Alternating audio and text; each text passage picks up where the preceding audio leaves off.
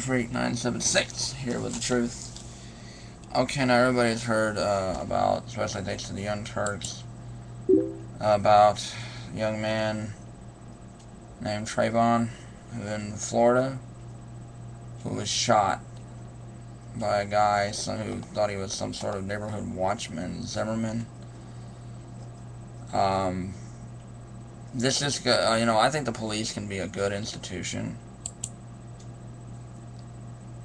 I think that they can do honorable things. My friend's gonna have to wait. Anyway, I think the police can do honorable things and that they do good to society when they serve. Problem is like anything, they're human. And needless to say, human beings will muck up a lot. So, these police are trying to falsify the evidence that young Trayvon was trying to run away from this guy, and that Zimmerman was just in using his firearm. He shot the kid with a bag of Skittles and stuff. What was he gonna do? Chomp you, eat Skittles in front of you, dude? Look, the Occupy Wall Street protesters, Rodney King, and it's just, especially minorities get homosexuals and Latinos and blacks and women, excuse me, get the short end of the stick from the police. And men, white men, they do as well. But the thing is, it is, reading criminal justice, this is from Close Notes, and it says that in 1982 the federal government funded a police service study. This is back when that radical left communist Ronald Reagan was president, in which over 12,000 randomly selected citizens were interviewed in 3 metropolitan areas. The study found that 13% of those said they had been victims of police brutality the previous year, yet only 30% of those who acknowledged such brutality filed formal complaints. Now this has to do with some are intimidated by the police, they get threatened to be thrown in jail, and other things like they think if they go to trial that it'd be worthless anyway, because without really solid evidence they think that who would believe me over a police officer. It's a status thing. So there are lots of reasons why people don't file, a complaint or an assault charge or whatever happens. People think it's just simple black and white. If you're done wrong, you should file it.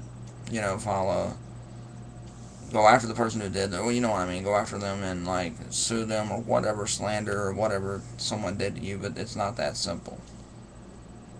And especially when you're dealing with people in power like the police, it makes it that much more difficult. That yes, the majority of beatings and stuff that happen by police are against people of color. And that it just makes your mind boggle. There are solutions. We can put really strict codes, and I know this would involve government invention, but I don't care. We can put really strict codes where we'd have to only let the highest person of character and honor and valor be a police officer. Now that may cut, the problem with that, it may cut down the police force some, but there'll be less corruption. People would trust the police more. So I think the trade-off is worth it. Okay, when we put these higher standards of character for a police officer in there, we make sure that they pass tests. Like, what do you think of so-and-so because they look like this or they look like that? And if they don't pass those kind of tests, if they are racist towards another individual, then they can't be a police officer, because your job as a police officer is protect and serve, not to terrify and let someone get away. I mean, this Zimmerman, he shot Tehran. He shot him point blank. The kid had Skittles and stuff. He was not going to hurt him. I mean, that's bad enough, but when the damn police want to cover it up, that just makes me sick to my stomach.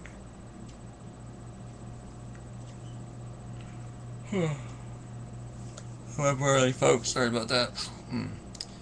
Anyway, it shows that we, as a society, need to take action. If you hurt one of us, you hurt all of us, and we need to quit letting things like race, because I noticed who are the majority of people speaking out against this? The African American community. Of course, you see whites do it too. I'm just saying who are the large majority of them, and it's usually people of color on TV and stuff. It shouldn't be that way. Everybody should be against this, because the police and them are trying to falsify the story. They're trying to hide evidence, or what, you know what I mean, but falsify the story and everything of what happened. And it's pathetic, quite honestly. It really makes the police look bad. And there are lots of good police officers out there who give their life for the duty, for the cause of helping and protecting people. But when you have enough rotten apples in a group, it kind of makes people get a little bit sour on a once sweet, tasty apple, an orchid. If you have so many people just coming up, if they keep being sexist, racist against any race, even the white, you see a white guy, if he gets discriminated against, it shouldn't happen. No. There should be no racism, especially when it comes to being a police officer. So, they should pass those kind of tests, psychological tests and stuff, and if they can't pass them, then tough crap, you don't get a license. They should also pass tests how they would treat the opposite gender. That goes for women too, because there are crazy women who don't like men. They hate all men. They think they're to blame for everything in the world, just like men who think women are to blame. Anyway, you need to have them pass these type of tests. Really put it to them, because people need to know that when they see a police officer, a young African American shouldn't be like, is he going to arrest me? Just for seeing a police officer. And that, that's what they'll turn into one day. African Americans will be looking over their shoulder like, where's the fuzz at? Where's the cops at?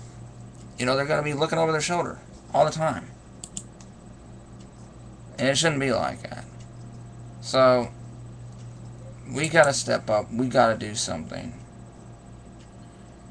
Because the longer we let this go, more Trayvons will happen. And again, I want to see people getting mad over this, getting educated over this, but also I want to see people come together. Instead of going, well, you're the black kid, he was none of my business. Yeah, he was. He was maybe your friend, one of your children knew him. He was a friend of one of your children. Maybe he was just a nice kid who came into your store and went hi, and it cheered you up. He was somebody. And the longer you disgrace what happened to him by acting like, well, they're not my race, so what? It does not matter if you are the same race. All that matters is we're human beings. I know I've said this over and over, but I'm going to drill it into your head. We're human beings. We're human beings. We all should be in this together. Like I said, this link here tells a lot of good info about how we can take measures to help make sure this doesn't happen again. But it's going to be almost impossible to make sure it never happens again. But we need to lower it at least. Once again, America's very bad for corrupt policemen and stuff. Very, very bad. I'm trying not to yawn. Anyway, we're very bad for that, and that kind of makes me sad, because I'm going to think of us as a really good country, but what the hell kind of a country do we live in? If a police officer can just stop and beat a person just because they don't like the way they look. That's not America. That should not be America. So, it's not the America I love. Get to work, folks. we need to, for this kid, that guy who shot him, Zimmerman, needs to be brought to justice. He needs to go to jail and serve his time. He shot an unarmed, innocent kid. And it's pathetic. And that's the truth.